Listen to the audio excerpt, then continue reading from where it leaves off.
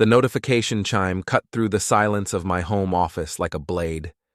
Monica's name glowed on my phone screen at 9:47 p.m. on a Tuesday that would forever divide my life into before and after. Having dinner with a client? Don't call. Before we dive deeper into this story, I have one small request. Please subscribe, drop a like, comment, and hit that hype button to boost this channel so more people can discover these incredible Reddit stories. I stared at those 6 words, my coffee growing cold as the weight of suspicion crystallized into certainty. My wife of 15 years, the woman who claimed she loved me, was sitting 3 tables away from me at Romano's Italian Bistro, with her manicured hand resting on another man's wrist. I'd followed her here on a hunch. The late nights, the new perfume, the way she'd started hiding her phone like it contained state secrets. All the classic signs I'd been too trusting, or too stupid to acknowledge. My fingers moved across the keyboard with surgical precision. Tell him that haircut makes him look ridiculous. The effect was instantaneous. Monica's head snapped up from her intimate conversation, her eyes scanning the dimly lit restaurant like a deer sensing a predator. Her companion, a slick-looking guy in an expensive suit, noticed her sudden panic and followed her gaze. I recognized him immediately. Nathan Drexel, the hotshot real estate agent from her company's Christmas party. The one who'd made jokes about stealing other men's wives, while Monica laughed a little too hard. I raised my coffee cup in a mock toast from my corner booth, watching Monica's face drain of color. Nathan said something urgent, probably suggesting they leave, but I wasn't done with my little performance. Another text. Nice choice of restaurant, by the way. The lighting really brings out the guilt in your eyes. Monica's phone clattered onto the table. She stood abruptly, her chair scraping against the tile floor loud enough to turn heads. Nathan grabbed her arm, whispering something that looked like damage control. But there was no controlling this damage. Not anymore. I'd been Evan Brooks, software developer and devoted husband, for 42 years. Tonight, I was becoming something else entirely, something with sharper teeth and a longer memory. As they rushed toward the exit, Monica's eyes found mine across the restaurant. For a moment, we stared at each other across 15 years of marriage, 2 kids, a mortgage, and what I'd thought was love. Her expression pleaded for understanding, for mercy. I smiled and took another sip of coffee. The old Evan would have confronted her immediately, demanded explanations, probably ended up apologizing somehow for not being enough. But the old Evan gone the moment I saw her fingers intertwined with Nathan's over their shared tiramisu. The new Evan had plans. I pulled out my laptop and opened a new document. At the top, I typed, Evidence log, Monica Brooks adultery case. Then I uploaded the photos I'd been taking for the past hour, time-stamped and geotagged. The image of Monica feeding Nathan a bite of dessert would play particularly well in divorce court. My phone buzzed again. Monica. We need to talk. I typed back, no, we really don't. Then I blocked her number and called my lawyer. Harrison Polk speaking. The voice was crisp, professional, and exactly what I needed at 10:15 p.m. Harry, it's Evan Brooks. Remember that consultation we had 6 months ago about protecting my business assets? The hypothetical divorce scenario? I remember. It's not hypothetical anymore. I need you to draw up separation papers. Tonight. There was a pause, then the sound of papers shuffling. What's the timeline? I want her served first thing tomorrow morning, at her office, in front of her colleagues. Evan, that's humiliating, devastating, perfect. Harry chuckled darkly. I was going to say thorough. I like your style. What about the kids? Emma's 13, Jake's 10. They're at my mother-in-law's for the week. This gives us time to establish the narrative before Monica can spin her version. Smart. What kind of evidence are we working with? I looked at the photos on my laptop screen. Monica's hand on Nathan's cheek, Nathan's arm around her waist as they walked to his BMW. The receipt I'd photographed showing Nathan had paid for dinner, a dinner that cost more than I spent on groceries in a month. Enough to bury her, Harry? More than enough. After hanging up, I drove home slowly, taking the long route through our quiet suburban neighborhood. Every house looked the same in the darkness: neat lawns, two-car garages, the American dream wrapped in vinyl siding and mortgage payments. How many of these perfect homes were hiding secrets like mine? Our house was dark when I pulled into the driveway. Monica's car wasn't there yet. She was probably at Nathan's place, planning her next move, figuring out how to explain away what couldn't be explained. I went straight to my office and opened Monica's laptop. She'd left it logged in, a mistake that would cost her dearly. Her email was a treasure trove of deleted messages I recovered with software I'd written for data recovery clients. Messages that painted a clear picture of a 6-month affair that had started as just flirting and escalated into weekend getaways funded by our joint savings account. The most damning email was from 3 weeks ago. Evan's so wrapped up in his little computer projects, he doesn't even notice I exist anymore. You make me feel alive again, Nathan, like I'm worth something. Worth something. I'd worked 60-hour weeks to build my software company from nothing, all so Monica could play house with our money and complain about feeling unappreciated. I'd supported her through 2 career changes, her mother's cancer scare, and her decision to go back to school for her MBA. But apparently, that wasn't worth something.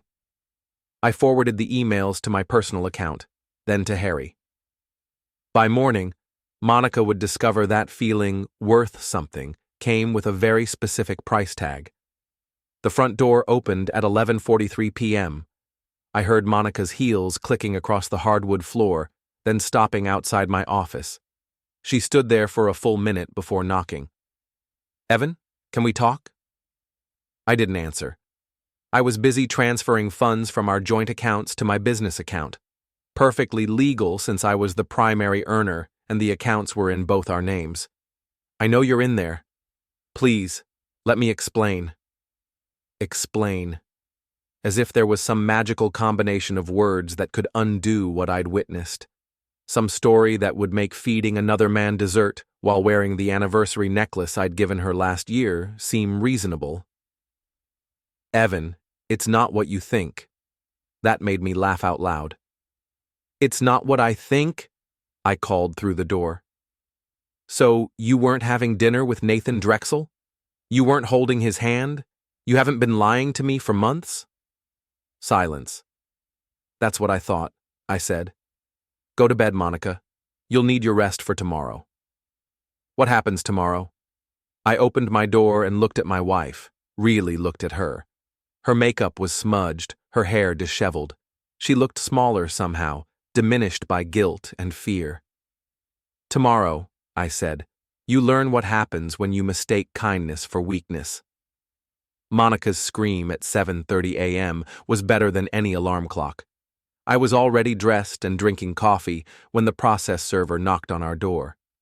Through the kitchen window, I watched Monica sign for the papers in her bathrobe, her face cycling through confusion, shock, and finally, rage. She burst into the kitchen, holding the documents like evidence of war crimes. "What the hell is this, Evan?" "Legal separation papers, petition for divorce, asset protection orders. Pretty standard stuff when your wife decides to audition for someone else's bed." "You can't be serious. Over one dinner?" I pulled out my phone and showed her the photo gallery I'd compiled. Monica with Nathan at Romano's. Monica with Nathan at the Hilton downtown last Tuesday when she'd claimed to be at a work conference. Monica with Nathan at the jewelry store where she'd bought him a watch with our credit card. "One dinner," I repeated. "Right." Monica sank into a chair, the papers scattered across our breakfast table like divorce confetti. "How long have you known?" "Long enough to protect myself, not long enough to stop caring, unfortunately. But I'm working on that." She looked up at me with tears in her eyes. Real tears, not the crocodile variety she used when she wanted something. "Evan, I made a mistake. It doesn't have to end like this." You're right. It doesn't have to end like this. I finished my coffee and put the mug in the sink. It could end much worse. My phone rang. Harry's name appeared on the screen. Morning, Harry. Please tell me you have good news. Better than good. I've frozen the joint accounts pending asset division. The house is in your name, so she can't touch that. And I've filed an emergency motion to prevent her from accessing your business accounts. Monica's eyes widened. She was starting to understand the scope of what was happening. What about the kids? Harry continued. I'm picking them up from my mother-in-law's this afternoon. Emma's old enough to understand that Mommy made some bad choices. Jake just needs stability. And Mrs. Brooks? What's her next move likely to be? I looked at Monica, who was frantically scrolling through her phone, probably trying to access accounts that no longer responded to her passwords. She's going to call Nathan. Then she's going to try to make this my fault somehow. Then she's going to realize she's completely screwed. After hanging up, I grabbed my keys and headed for the door. Where are you going? Monica called after me. To work. You remember work, right? That thing I do to pay for your lifestyle while you play house with other men? Evan, please. We can fix this. I'll end it with Nathan. We can go to counseling. I stopped at the door and turned back to her. Monica, you don't seem to understand. This isn't a negotiation. This isn't a rough patch we work through. This is the end of us. The only question now is how much it's going to cost you. At my office, I called my team together for an emergency meeting. My company, Brooks Digital Solutions, employed 12 people and generated enough revenue to keep us all comfortable. But Monica had been pressuring me to sell for months, claiming she wanted us to enjoy life while we're young. Now I understood why. Listen up, everyone, I told my team. I'm going through a divorce. It's going to get ugly, and it might affect the business. If anyone wants to jump ship, I understand. But if you stick with me, I promise you'll be glad you did. My lead developer, Sarah Chen, raised her hand. Is the company in danger? Not anymore. I've protected our assets. But my wife might try to cause problems. She has friends at some of our client companies. What kind of problems? Asked Mike Torres, my project manager. The kind where she tries to sabotage our contracts to hurt me financially. Monica's never understood that when you try to destroy someone's business, you're not just hurting them, you're hurting everyone who depends on that business. Sarah nodded grimly. What do you need from us? Documentation of everything, client communications, project timelines, financial records, and if Monica contacts any of you directly, record the conversation. By noon, my phone was buzzing with texts from Monica's friends. Her sister Jennifer called to scream at me about destroying the family. Monica's mother left a voicemail calling me selfish and vindictive. But the most interesting call came from Tammy Richardson, Monica's best friend and office confidant. Evan, I need to tell you something, Tammy said, her voice strained. Can we meet somewhere private? We met at Murphy's Pub, a dive bar downtown where Monica would never set foot. Tammy looked nervous, constantly checking over her shoulder. I should have told you months ago, she began. Monica's been bragging about Nathan at work, about how he makes more money than you, how he takes her to expensive places, how he's everything you're not. Why are you telling me this now? Tammy's expression hardened. Because 5 years ago, Monica slept with my husband. She convinced him to leave me for her, then dumped him when she got bored. She destroyed my marriage for fun, Evan. She's a predator. The pieces clicked into place. You want revenge. I want justice, and I want to help you get it. Tammy pulled out her phone and showed me screenshots of Monica's group chat with her work friends, messages about her boring husband and her exciting new life. Photos Nathan had sent her that I definitely wasn't supposed to see. Plans for a weekend in Miami that I was apparently funding through our joint credit card. There's more, Tammy said. Monica's been telling people at work that you're abusive, that you control her money and isolate her from friends. She's building a narrative to justify what she's doing. The rage that hit me was white-hot and immediate. Monica wasn't just cheating, she was systematically destroying my reputation to cover her tracks. "What else?" I asked through gritted teeth. "She's planning to claim you threatened her. Nathan's been coaching her on how to get a restraining order. They think if they can paint you as dangerous, she'll get the house and custody." I finished my beer and stood up. "Tammy, how would you like to help me teach Monica what real consequences look like?" Her smile was sharp as broken glass. "I thought you'd never ask." That evening, I picked up Emma and Jake from my mother-in-law's house. The conversation with my kids was the hardest part of everything that was happening. "Dad, why are you and Mom getting divorced?" Emma asked as we drove home. "Because sometimes adults make choices that hurt the people they're supposed to love, and sometimes those choices can't be undone." "Is it because of that man?" I glanced at Emma in the rearview mirror. She was too smart for her own good. "What man, sweetheart?" "The one who's been calling Mom all the time. Jake saw her kissing him at the mall last week." Jake nodded solemnly from his booster seat. "She told me not to tell you." My heart broke for my kids, who'd been forced to keep their mother's secrets, but it also gave me something I needed: witnesses. "You two did nothing wrong," I told them. "And no matter what happens between Mom and me, we both love you very much." When we got home, Monica was waiting in the driveway. She'd been crying, and her mascara had left dark tracks down her cheeks. "You can't keep my children from me," she said as soon as I got out of the car. "I'm not keeping them from you, but they're staying with me tonight. You can see them tomorrow after you've had time to think about what you want to tell them." "I don't need time to think. I need my family back." Emma got out of the car and looked at her mother with disappointment that cut deeper than any accusation. "Mom, why did you lie to us?" Monica's face crumpled. "Baby, I never lied to you. You said that man was just a friend. But friends don't kiss like that." The look of shame on Monica's face was almost enough to make me feel sorry for her. Almost. "We'll talk tomorrow," I told her, "when you're ready to have an honest conversation." As Monica drove away, I realized that tomorrow would bring new challenges. But tonight, I had my kids, I had a plan, and I had allies Monica didn't know about. The war was just beginning. 3 days later, Monica's world started cracking in earnest. It began with a phone call to her office that I may have orchestrated through Tammy's careful social media management. "Evan, what did you do?" Monica's voice was shrill over the phone. "My boss wants to see me in his office immediately."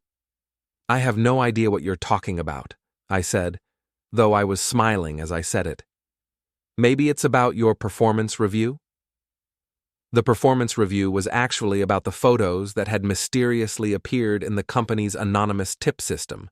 Photos of Monica and Nathan at various restaurants, hotels, and other locations during what were supposed to be work hours.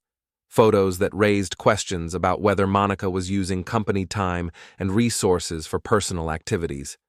Tammy had been busy. "This is harassment, Evan. I could have you arrested." "For what?" "I haven't contacted you except to arrange visitation with our children. If someone at your office has concerns about your professional conduct, that's between you and them." Monica hung up on me, but not before I heard her boss calling her name in the background. An hour later, Tammy texted me. "She's been suspended pending investigation. They're reviewing all her expense reports." Those expense reports would make for interesting reading. Lunch meetings with clients that were actually romantic dinners with Nathan. Business trips that had somehow included spa treatments and jewelry purchases. Company credit card charges at hotels where no company business was conducted.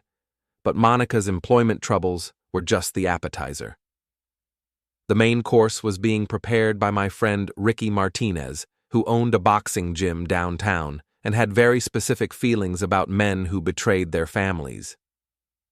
"So this Nathan guy," Ricky said as we worked the heavy bag in his gym, "he thinks he can just take another man's wife and there won't be consequences?"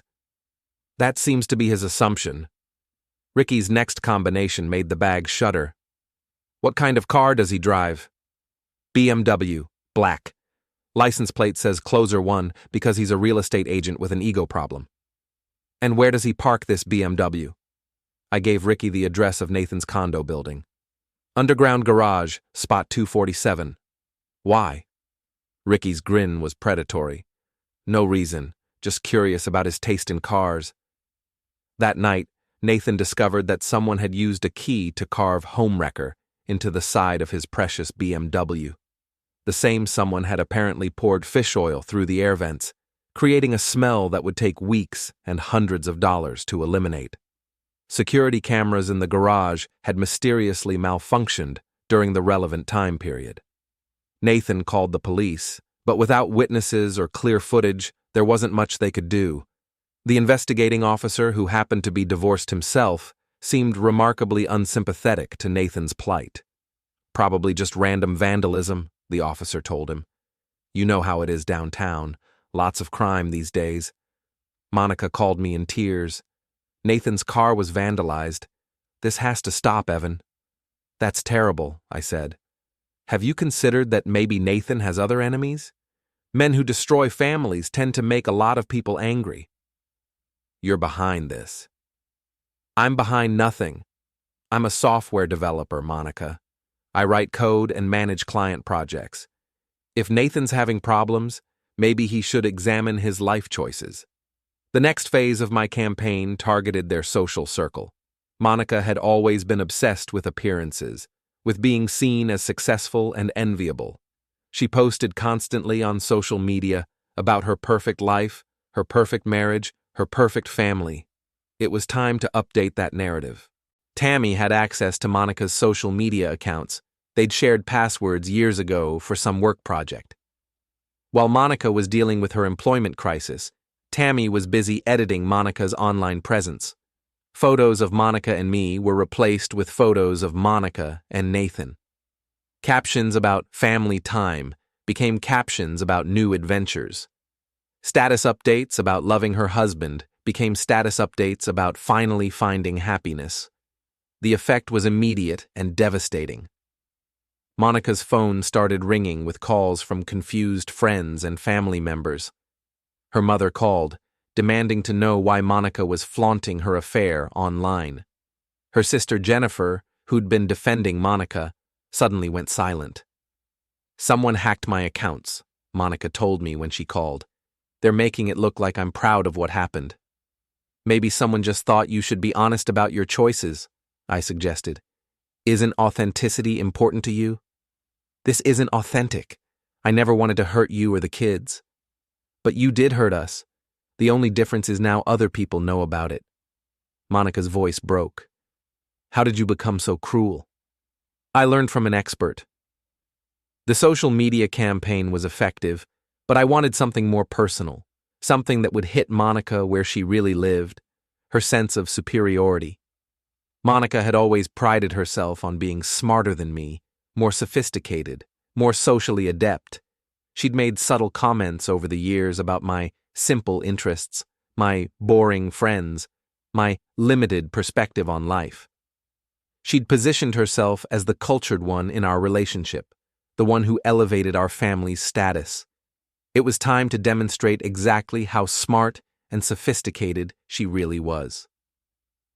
I started with her book club, a group of pretentious women who met monthly to drink wine and discuss novels they'd probably skimmed. Monica was the group's unofficial leader, the one who chose the books and guided the discussions. Through a mutual friend, I arranged for the book club to receive copies of Monica's text messages with Nathan. Not the intimate ones. I wasn't trying to traumatize anyone, but the ones where Monica mocked her book club friends, calling them desperate housewives and intellectual wannabes. The messages revealed Monica's true opinion of women she'd pretended to respect and enjoy. Her condescending attitude toward friends who'd supported her through difficult times, her willingness to lie and manipulate to maintain her image. The book club disbanded immediately. Monica lost 6 friendships in one afternoon. You're destroying my entire life, she told me when she came to pick up the kids for her court-mandated visitation. I'm not destroying anything, I replied. I'm just revealing what was already there. If your life falls apart when people see who you really are, maybe the problem isn't the revelation. Emma and Jake watched this exchange with the solemn attention of children who were learning hard lessons about adult behavior. I hated that they had to see their mother this way, but I also knew they needed to understand that actions have consequences. Mom, Emma said quietly, are you going to keep lying to people? Monica's face went white. I'm not lying, sweetheart. Daddy is just very angry with me right now. But you did lie, Jake said. You lied about that man. You lied about where you were going. You lied about lots of stuff. Out of the mouths of babes. Monica looked at me with something approaching hatred. You're turning my own children against me. I'm not turning them against anything. I'm just not helping you lie to them anymore. As Monica drove away with the kids, I felt a moment of doubt. Was I going too far? Was my desire for revenge hurting my children? Then I remembered the look on Emma's face when she'd asked why her mother had lied to her. My kids deserved honesty, even if it was painful. They deserved to know that betrayal has consequences, that choices matter, that trust, once broken, isn't easily repaired. Monica had started this war when she decided our marriage vows were suggestions rather than promises. I was just finishing what she'd begun. But I wasn't finished yet. Not even close. Nathan Drexel had been remarkably quiet since his car incident, but I knew he was planning something. Men like Nathan don't accept humiliation gracefully. They retaliate. I just needed to be ready when he made his move. The opportunity came on a Friday evening when Tammy texted me. They're meeting at the Marriott downtown. Parking garage, level 3. They think they're being clever. I drove to the hotel and positioned myself where I could observe the parking garage entrance. Sure enough, Nathan's replacement BMW, this one without personalized plates, pulled in at 7:30 p.m. Monica's car followed 5 minutes later. I waited 15 minutes, then followed them into the garage. The third level was nearly empty, just a few scattered cars and plenty of shadows. I found them near the far end, standing beside Nathan's car in what looked like an intense conversation. Can't keep letting him humiliate us like this, Nathan was saying as I approached. I have a reputation to protect. What do you suggest we do? Monica replied. He has lawyers, he has evidence, and he's not backing down. We make him back down. We remind him that he's not the only one who can play dirty. I stepped out from behind a concrete pillar. Gentlemen's rules, Nathan? How refreshing. They both spun around, Monica gasping and Nathan's hand moving instinctively toward his jacket pocket. Easy there, hotshot, I said. We're just having a conversation. Nathan straightened his shoulders, trying to project confidence he clearly didn't feel. You've been harassing us for weeks, Evan. It stops now. Harassing you? I think you're confused about who the victim is here. You vandalized my car. You're stalking us. You're interfering with Monica's employment. I laughed. Nathan, I'm a computer programmer. Do I look like someone who goes around vandalizing cars? As for Monica's employment, if her boss has concerns about her professional conduct, that's between them. Monica stepped forward. Evan, please. This has gone far enough. We can work something out. Work something out? Like you worked things out with Tammy's husband 5 years ago? The color drained from Monica's face. Nathan looked confused. You didn't tell him about that? I continued. About how you seduced your best friend's husband, convinced him to leave her, then dumped him when you got bored? It's kind of your pattern, isn't it? Nathan's expression shifted as he processed this information. Monica, what is he talking about? That's not how it happened. Really? Because Tammy remembers it very clearly. She also remembers you laughing about it afterward, about how easy it was to steal someone else's husband. Nathan took a step back from Monica. You told me your marriage was already over. You said Evan was abusive. He is. Look what he's doing to us. I pulled out my phone and showed Nathan the photos Tammy had shared with me. Photos of Monica with Tammy's ex-husband. Screenshots of text messages where Monica bragged about her conquest. This is who you're defending, Nathan. This is who you threw away your integrity for. Nathan stared at the phone, then at Monica. Jesus Christ, Monica. How many other men have there been? Nathan, don't listen to him. He's trying to turn you against me. I don't need to turn him against you, I said. The truth does that all by itself. Nathan shook his head and started walking toward his car. I'm done with this. I'm done with both of you. Nathan, wait, Monica called after him. You can't just leave. But Nathan was already getting into his BMW. The engine roared to life, and he reversed out of his parking spot without looking back. Monica turned to me, tears streaming down her face. Are you happy now? You've destroyed everything. I haven't destroyed anything, Monica. I've just stopped pretending that your destruction was my responsibility to clean up. She wiped her eyes, smearing her makeup. What do you want from me, Evan? What will it take for this to end? I want you to understand what you've done. To our marriage, to our children, to the people who trusted you. I want you to face the consequences of your choices without trying to make yourself the victim. I know I made mistakes. Mistakes? Monica, you had a 6-month affair. You spent our money on another man. You lied to our children. You tried to destroy my reputation to justify your behavior. Those aren't mistakes. They're choices. Deliberate, calculated choices. Monica leaned against a concrete pillar, looking smaller and more defeated than I'd ever seen her. I never meant for it to go this far, she whispered. But it did go this far, and now we both have to live with the consequences. I started walking toward my car, then stopped and turned back. Monica, I loved you for 15 years. I would have done anything for you, forgiven anything, worked through any problem. But you didn't give me that chance. You decided our marriage was disposable, that I was disposable. So now you get to find out what life looks like when the person who loved you most stops caring about your happiness. As I drove away, I saw Monica in my rearview mirror, standing alone in the parking garage, finally understanding the true cost of her choices. But this wasn't over yet. There was still one more act to play out, one final lesson to teach, and for that, I needed an audience. The annual school fundraiser was next Friday. The whole community would be there. Parents, teachers, school board members, local business owners. Monica cared desperately about her image in that community, about being seen as a successful, respectable mother. It was time to give everyone a clear picture of who Monica really was. I spent the weekend making preparations, phone calls to key people, arrangements with the school's AV department, coordination with Tammy on timing and logistics. Everything had to be perfect.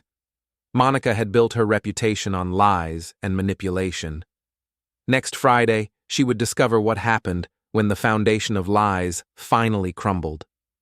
The old Evan would have been horrified by what I was planning. But the old Evan had believed in fairness, in taking the high road, in protecting people from the consequences of their own actions. The new Evan understood that sometimes the only way to stop a predator was to make them face their victims publicly, completely, and without mercy. Monica had taught me that lesson. Next Friday, I would return the favor. The Lincoln Elementary School annual fundraiser was always the social event of the season for our community. Parents dressed up, local businesses donated auction items, and everyone pretended their children attended the best school in the state. Monica had been on the planning committee for 3 years running, positioning herself as one of the school's most dedicated parent volunteers. Tonight, she would discover that reputation cuts both ways. I arrived early, ostensibly to help with the AV setup for the auction presentation. The school's tech coordinator, Mr. Peterson, was grateful for my assistance. He'd been struggling with the projection system for weeks. "Thanks for coming early, Evan," he said as I connected my laptop to the main display system. This equipment is beyond my expertise. Happy to help, I replied, making sure my presentation files were properly loaded. Community service is important. Monica arrived fashionably late, wearing a black cocktail dress that probably cost more than most people's monthly car payments. She'd clearly spent considerable time on her appearance: perfect makeup, professionally styled hair, jewelry that caught the light from every angle. She was still beautiful. That was the cruel irony of everything that had happened. The woman who'd destroyed our family looked absolutely stunning while doing it. Nathan wasn't with her, of course. He'd made himself scarce since our parking garage conversation, apparently deciding that Monica wasn't worth the social complications. Smart man. "Ladies and gentlemen," Principal Morrison announced from the podium, "we're ready to begin tonight's program. First, let's hear from our auction coordinator about this year's fundraising goals." The evening proceeded normally for the first hour. Parents bid on vacation packages and restaurant gift certificates. The school choir performed. Local business owners gave speeches about supporting education. Monica worked the room like the social butterfly she'd always been, chatting with other parents, complimenting outfits, discussing weekend plans. To anyone watching, she seemed perfectly composed, completely in control. She had no idea what was coming. "Before we conclude tonight's program," Principal Morrison announced, "we have a special presentation from one of our parent volunteers. Evan Brooks has prepared a multimedia tribute to family values and community support." Monica's head snapped up from her conversation with the PTA president. She looked across the crowded auditorium and found my eyes. For a moment, confusion flickered across her face, followed quickly by suspicion. I walked to the podium, adjusting the microphone with the confidence of someone who'd given hundreds of business presentations. "Thank you, Principal Morrison. Good evening, everyone. As many of you know, I'm Emma and Jake's father, and I've been part of this school community for several years now." Polite applause rippled through the audience. Monica was still staring at me, her expression shifting from suspicion to alarm. "Tonight, I want to talk about the importance of honesty in our community, about the values we teach our children, and the examples we set as adults." I clicked to my first slide, a photo of our family from last year's fundraiser. Monica, me, Emma, and Jake, all smiling at the camera, the picture of suburban happiness. This photo was taken exactly 1 year ago, right here in this auditorium. At the time, I believed we were a happy family. I believed in the promises we'd made to each other and the commitment we'd shown to our children. Monica started to stand, but the woman next to her, Mrs. Patterson from the PTA, pulled her back down, interested in what I was saying. But over the past year, I've learned some difficult truths about trust, about loyalty, and about the difference between the image we present to the world and the reality of our private lives. Click. The next slide showed Monica and Nathan at Romano's restaurant, holding hands across the table. A murmur went through the audience. Monica's face went white. 6 months ago, my wife began an affair with Nathan Drexel, a real estate agent here in town. For half a year, she lied to me, to our children, and to this community about where she was spending her time and our family's money. The murmur became a buzz of shocked conversation. Monica shot to her feet. "Stop this right now, Evan. You have no right." "I have every right," I said calmly. "Just like you had the right to choose your actions. But choices have consequences, Monica. You taught me that." Click. The next slide showed receipts from Monica's credit card. Expensive dinners, hotel rooms, jewelry purchases, all for her affair with Nathan. "These are charges to our joint credit card. Family money spent on hotels where no family business was conducted. Restaurant bills for romantic dinners while I was home with our children, believing my wife was working late." Principal Morrison looked uncertain about whether to intervene. The audience was transfixed, horrified, but unable to look away. Monica started walking toward the stage. "You're humiliating our children." "Our children already know the truth, Monica. Emma and Jake saw you with Nathan weeks ago.